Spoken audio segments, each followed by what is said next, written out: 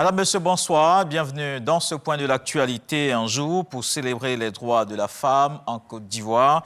La célébration officielle du 8 mars s'est tenue à Dimbokro, dans la région du Nzi. C'était en présence de la première dame de Côte d'Ivoire, Dominique Ouattara. Cette année, l'événement est placé sous le thème « Droits de la femme en Côte d'Ivoire », 30 ans après Beijing. Réalisation et stratégie pour l'avenir. C'est l'occasion de faire le point des acquis et de plancher sur les défis à relever pour l'épanouissement des femmes en Côte d'Ivoire. Je vous propose d'écouter la première dame. La Journée internationale des droits de la femme, dont le thème cette année en Côte d'Ivoire est « Droits de la femme en Côte d'Ivoire, 30 ans après Beijing, réalisation et stratégie pour l'avenir » est une occasion privilégiée de célébrer nos avancées et de nous projeter vers l'avenir. Cet anniversaire est un moment essentiel qui nous permet de mesurer le chemin parcouru afin d'évaluer nos acquis et de définir ensemble les stratégies pour une plus grande inclusion des femmes dans tous les domaines de la vie sociale, économique et politique.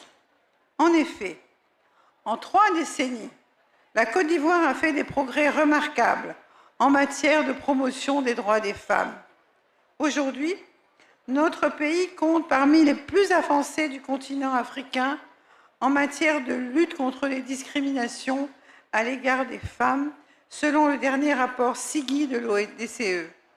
Malgré les avancées significatives enregistrées ces dernières années, bon nombre de nos sœurs continuent de faire face à des défis majeurs. C'est pourquoi cette Journée internationale des droits de la femme est aussi un moment de réflexion et de mobilisation.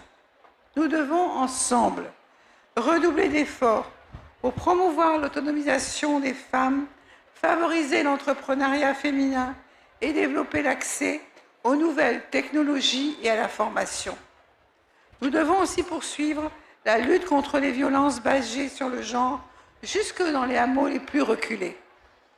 C'est l'occasion pour moi de lancer un appel à toutes les parties prenantes, notamment les organisations du système des Nations Unies, les membres de la société civile, le gouvernement et tous nos partenaires, à mener davantage d'actions en faveur de la promotion des droits des femmes. Et c'est de cette façon que nous pourrons contribuer efficacement à bâtir un avenir meilleur pour nos sœurs et pour nos filles. Pour terminer, je félicite toutes mes sœurs pour le courage et l'engagement qu'elles mettent au développement de la Côte d'Ivoire. Les femmes sont un moteur essentiel de la transformation sociale et économique de nos sociétés. Et je suis convaincue qu'avec beaucoup de détermination, nous continuerons à avancer vers un avenir plus juste et plus équitable pour toutes. Le reportage complet dans l'édition de 20h et de retour de Dimbokro. Il sera bientôt facile de contourner Abidjan. La Y4 doit être entièrement opérationnelle au plus tard, fin 2025. Le ministre de l'Équipement et de l'Entretien routier l'a fait savoir aux constructeurs de l'ouvrage. L'autoroute de contournement du Grand Abidjan est destinée à améliorer la mobilité interurbaine. Amédée Kofi Kouakou a pu s'imprégner ce jeudi de l'état d'avancement des travaux. Il reste 2 sections entre Anyama et Songon, 80% pour la première et 48% pour la deuxième section. Une visite pour aussi s'assurer de la qualité des travaux.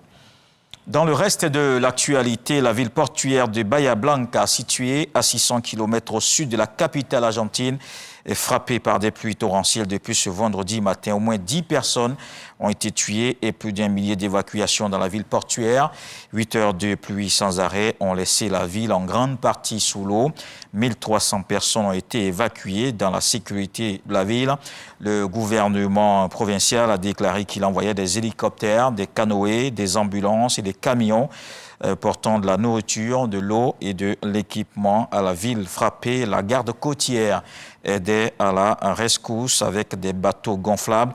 La ville reste en état d'alerte du service météorologique pour les nouvelles tempêtes.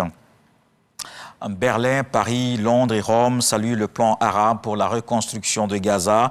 S'il est mis en œuvre, ce plan promet une amélioration rapide et durable des conditions de vie catastrophiques des Palestiniens vivant à Gaza, selon ce communiqué des ministres des Affaires étrangères de ces pays. L'initiative arabe se veut être une réponse à celui du président américain Donald Trump de prendre le contrôle du territoire palestinien. Le plan met de facto à l'écart le Hamas et prévoit un retour de l'autorité palestinienne chassée du territoire en 2007 par le mouvement islamiste palestinien.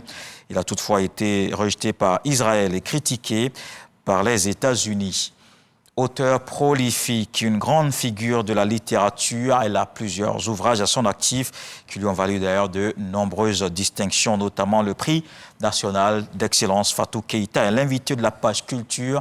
Elle nous parlera ce soir de cette œuvre, Les jolies rides de Mamie. On se retrouve donc à 20h.